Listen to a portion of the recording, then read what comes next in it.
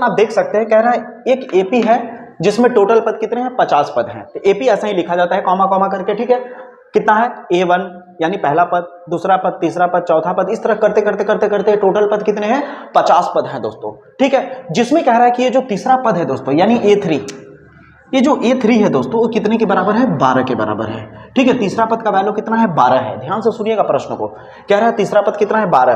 अब A3 को चाहो तो आप क्या लिख सकते हो दोस्तों, A3 को आप चाहो तो A+2D लिख सकते हो दोस्तों। अगर मान लो ये 7 लिखना हो तो क्या लिखोगे, A लिखना, यहाँ 7 है, 7 में से 1 घटा देना, 6D लिख देना। अगर कोई पूछे A11 लिख के दिखाओ कितना होगा, अरे बड़ा सिंपल है दोस्त, आपको A लिखना है, फिर 11 है, 1 घटा देना है, 10D लिख देना है। अगर कोई पूछे क्या, यहाँ पूछ ही रहा है, कह रहा 29वां पद क्या होगा, तो यहाँ पे 29 अगर आपको लिखना है तो A लिखो, फिर 29 में 1 घटा दो, कितना हो जाएगा, 28D हो जाएगा। बताइए समझ आया कि नहीं। अब आपको क्या करना है, 29D निकालने के लिए यानी 29वां पद निकालने के लिए आपको क्या चाहिए दोस्तों, A और D का वैल्यू चाहिए, तभी ना रख के निकाल पाएंगे यहाँ पे। इसका मतलब आपको समझ में आ गया कि यहाँ पर समीकरण 1 समीकरण 2 बनने वाला है, जिससे A और D निकलेगा दोस्तों। जैसा कि यहाँ पे देख सकते हैं A3 को हम क्या लिख सकते हैं दोस्तों, A+2D लिख सकते हैं, बराबर 12, इसे नाम दे देंगे समीकरण 1। अब हमारे पास टोटल पद कितना है दोस्तों, 50 पद है। टोटल कितने पद हैं दोस्तों, 50 पद, तो 50 को लिख सकते हैं A50।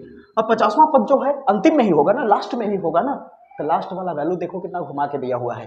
कह रहा है कि अगर हमारे पास टोटल 50 पद है और यहाँ पे देखो अंतिम पद 106 है, कंफ्यूज करने के लिए कोशिश कर रहा है, तो अंतिम पद तो 50वें का ही वैल्यू होगा ना, तो 50 पद का वैल्यू कितना है, 106। पर ये 50 को क्या लिख सकते हैं, अभी जस्ट बताया मैंने, ये लिखिए, 50 में 1 घटा दीजिए, कितना हो जाएगा, 49D बराबर 106, ये हो जाएगा समीकरण नंबर 2। अब समीकरण 1 और समीकरण 2 को दोस्तों चाहे विलोपन विधि से चाहे प्रतिस्थापन विधि, जैसा आपको इच्छा लगे, जो आपको सही लगे, उस विधि से आप क्या करेंगे, इसे हल करेंगे, ए और डी का वैल्यू आ जाएगा। तो हम यहाँ पे विलोपन विधि का प्रयोग करेंगे दोस्तों। अगर विलोपन विधि प्रतिस्थापन विधि नहीं आता आपको अच्छे से दोस्तों, तो इस पे भी मैंने वीडियो बनाया है, आपको वीडियो में लिंक डिस्क्रिप्शन में दे दूंगा, आप जाकर के देख लीजिएगा दोस्तों, बहुत ही अच्छा रहेगा, ध्यान दीजिएगा।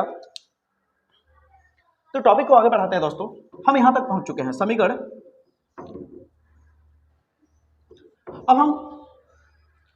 अब देख सकते हैं दोस्तों हम लोग समीकरण 1 और समीकरण 2 तक पहुंच चुके हैं। अब समीकरण 1 समीकरण 2 को हम क्या करेंगे दोस्तों, लिखेंगे यहां पे समीकरण 1-2, समीकरण 1 में से समीकरण 2 को क्या कर देंगे, घटा देंगे। आइए घटाते हैं, A+2D बराबर 12।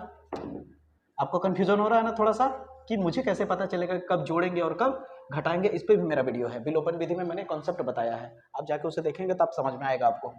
आइए देखिए, अब यहाँ पे क्या करेंगे दोस्तों, इसे हम लोग क्या कर देंगे, घटा देंगे। घटाते वक्त क्या होता है, नीचे का चिन्ह बदल जाता है, ये माइनस है, प्लस है तो माइनस हो जाएगा, क्योंकि यहाँ कुछ नहीं है तो प्लस है, यहाँ प्लस है क्या हो जाएगा, माइनस हो जाएगा, यहाँ कुछ नहीं है तो प्लस है, क्या हो जाएगा, माइनस।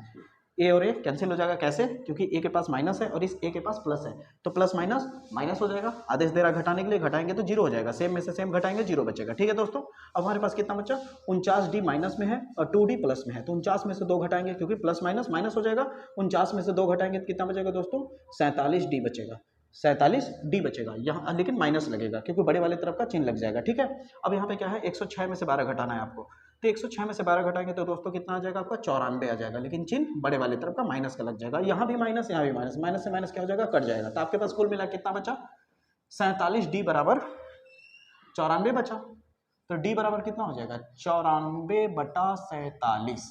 तो D का वैल्यू कितना हो जाएगा दोस्तों, 2 आ जाएगा, क्योंकि 47 दूनी 94 होगा। इतनी बात आपको समझ में आ रही है ना, very good very good very good भाई लोग। अब आगे बढ़ते हैं, D का वैल्यू निकल गया, हम लोग क्या करेंगे, अब A का वैल्यू निकालेंगे। अब A का वैल्यू निकालेंगे और धड़ाक से जैसे ही A और D का वैल्यू निकलेगा तुरंत हम कहाँ पुटअप कर देंगे, A क्या पूछा था, A 29 पूछा था ना, तो A 29 का वैल्यू क्या होता है, A+29 है तो कितना घटा देंगे, 28 हो जाएगा, 28D। तो D तो निकल गया, अब A चाहिए, तो क्या करना है पता है, इसी D का वैल्यू क्या करिए, जब एक वैल्यू निकाल लीजिएगा तो उसके बाद चाहे तो समीकरण 1 में रख लीजिए, चाहे तो समीकरण 2 में रख लीजिए, दोनों में से किसी में भी रखेंगे आपका A का वैल्यू निकल जाएगा। जैसे मान लीजिए समीकरण 1 में रखते हैं, तो लिखेंगे D का मान समीकरण 1 में रखने पर, तो क्या हो जाएगा दोस्तों, A+2 × D की जगह पर कितना, क्या D लिख दे, ना ना ना ना ना, D की जगह पर क्या रखेंगे, वैल्यू रखेंगे 2 बराबर 12। इतनी बात आपको समझ में आ रही होगी दोस्तों। तो A अब प्लस हो गया, 2 दूनी 4 हो गया, बराबर 12 हो गया। A बराबर 12 + 4 उधर जाएगा तो -4 हो जाएगा, तो A बराबर 12 में से 4 घटाएंगे 8 बचेगा। बताइए A और D का वैल्यू निकला कि नहीं दोस्तों। यहाँ पे यही जो प्रश्न है ना, कई बार पूछा जा सकता है घुमा फिरा करके, आपको हो सकता है ना पूछे 29वां पद, पॉसिबल है कि नहीं, हो सकता है 29वां पद ना पूछे, डायरेक्ट बोल दे कि प्रथम पद और सार्वधातुक बताइए क्या होगा। तो क्या क्वेश्चन गलत हो जाएगा या फिर आप गलत करके आ जाओगे? नहीं, आपको कॉन्सेप्ट समझना है दोस्तों। मैं हर तरह के महत्वपूर्ण प्रश्न बता रहा हूं, उसके साथ साथ कॉन्सेप्ट क्लियर कर रहा हूं कि इस प्रश्न को किस तरह से घुमा फिरा के पूछा जा सकता है। समझ आ रही मेरी बातें? तो देखिएगा दोस्तों, यहाँ पे ये ना पूछ के आपको सार्वधातुक यानी डी पूछ सकता था, ए पूछ सकता था, तो भी इतने पे आपका आंसर आ जाता। अगर उस तरह से पूछता था तो और आसान हो गया सवाल आपका। समझ रहे हैं? तो बोर्ड एग्जाम में आए तो एकदम दहाड़ के आना है, इस बार बेहतर मार्क्स लाना है दोस्तों। आइए स्टार्ट करते हैं। अब हम वैल्यू को पुटअप करते हैं। तो ए 29 बराबर क्या हो जाएगा, ए का वैल्यू कितना आया हमारा 8 प्लस डी का वैल्यू कितना आया दोस्तों 28 गुणे डी का वैल्यू आया है 8, ए का वैल्यू 8 है या डी का वैल्यू 2 आया है।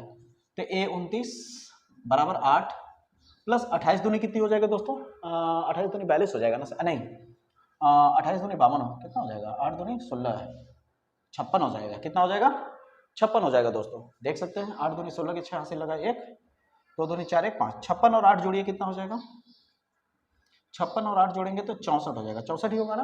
तो इसका आंसर कितना आ जाएगा दोस्तों 64 आ जाएगा।